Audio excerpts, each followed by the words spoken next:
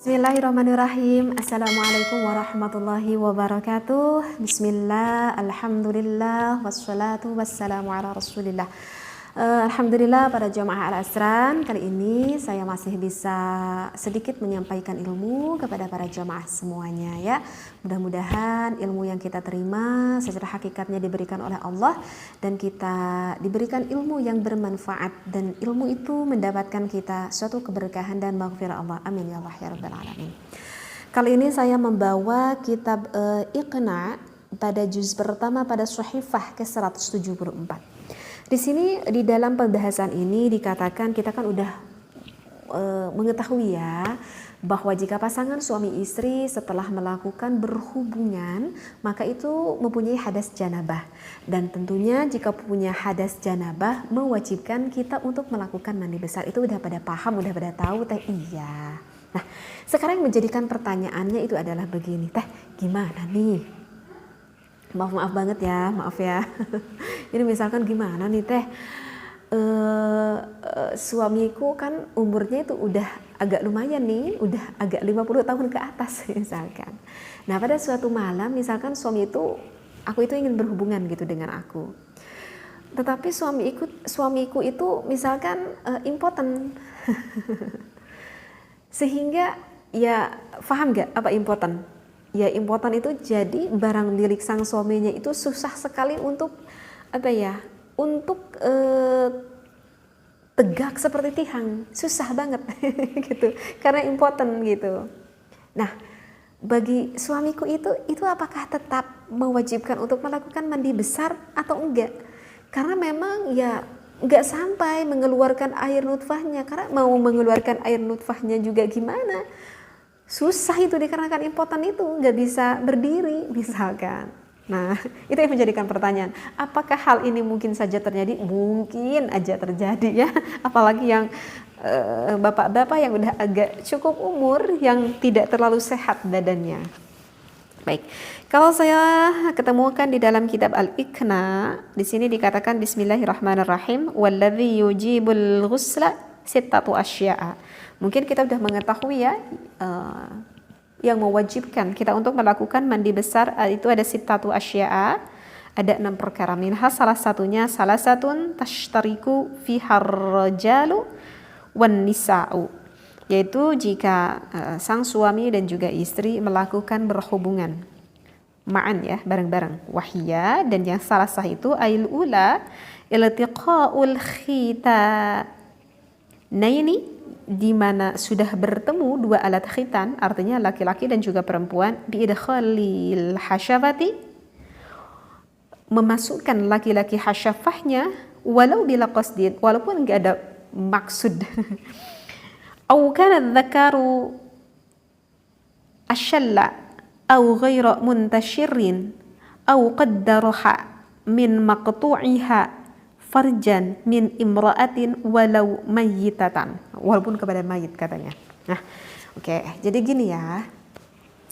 Kalau yang barusan udah saya baca di dalam kitab Iqna, jika ada seorang bapak-bapak yang punya impoten, kalau ketika dipertemukan milik si bapak tersebut kepada milik sang istrinya, bahkan tidak masuk sampai batasan kosbu ya, kalau tidak masuk bahkan ke kosbu pun enggak masuk, maka itu tidak mewajibkan mandi besar. Tapi kalau yang milik bapak itu agak sedikit masuk, melebihi dari batasan kosbu, kalau udah melebihi dari batasan kosbu, maka itu mewajibkan untuk mandi besar. Meskipun masuknya sedikit banget, cuman masuk bagian kosbunya aja.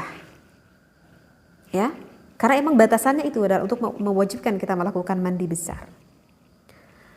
Meskipun tidak mengeluarkan air nutfah bagi suami kita. Gitu jawabannya. Insya Allah paham ya. Sekali lagi, kalau tidak masuk batasan kosbu nggak wajib mandi. Kalau udah masuk batasan kosbu, apalagi melebihi batasan kosbu, meskipun tidak mengeluarkan air nutfah, itu wajib mandi besar. Ya udah gitu, simple jawabannya ya. Oh iya. Tapi teh, ya saya takut khawatirnya nggak tahu ya. Oke, mungkin bagi sebagian orang ini belum paham itu apa nih teh yang dimaksudkan dengan kosbu gitu. Itu kan memang bahasa di dalam kitab fikihnya. Terkadang saya juga mau menerangkannya tuh bingung dengan bahasa apa gitu ya. Kalau saya terangkan nanti takut dikatanya di situ teh bicaranya itu agak kurang pantas itu. Tapi memang ini fikih gitu yang harus kita terangkan dengan jelas. Jadi yang dimaksudkan dengan kosbu itu apa ya? Biar lebih mudah apa ya? Saya katakan kosbu itu helm deh, ya. Jadi kan di laki-laki itu kan, kalau yang udah di khitan kemudian di belakang, agak dikebelakangkan, maka kan di laki-laki itu ada batasan yang depannya itu lebih besar sedikit. Nah, itu ada batasan kosbu. Jadi maksudnya kosbu itu adalah helm. Mungkin paham di sini ya, apa yang dimaksudkan dengan helm itu. Nah, itu kalau bahasa di dalam kitab fikihnya. Mudah-mudahan deh apa yang saya sampaikan ini bisa memahami ya, karena mungkin aja kan hal ini terjadi gitu bagi pasangan rumah tangga yang memang suaminya itu udah agak sakit-sakitan, yang udah ada uzur gitu ya, tetapi nafsu birahnya itu masih tetap tinggi. Oleh karena itu, ayo Bapak harus selalu menjaga kesehatan kita ya. Pola makannya harus baik ya. Kemudian pola tidurnya juga harus baik. Apalagi pola pikirnya harus baik. Jangan stres, itu pengaruh. Kemudian apalagi pola hatinya juga harus baik. Kalau hatinya gak senang itu pengaruh juga ya. Rajin berolahraga. Kemudian apalagi ya? Itu apa? Harus sering itu berjemur badan di bawah terik matahari ya, ketika jam 9, jam 10 itu pengaruh juga. Ya mudah-mudahan yang saya sampaikan ini bermanfaat. Wallahu a'lam wabillahi taufiq wal hidayah. Wassalamualaikum warahmatullahi wabarakatuh.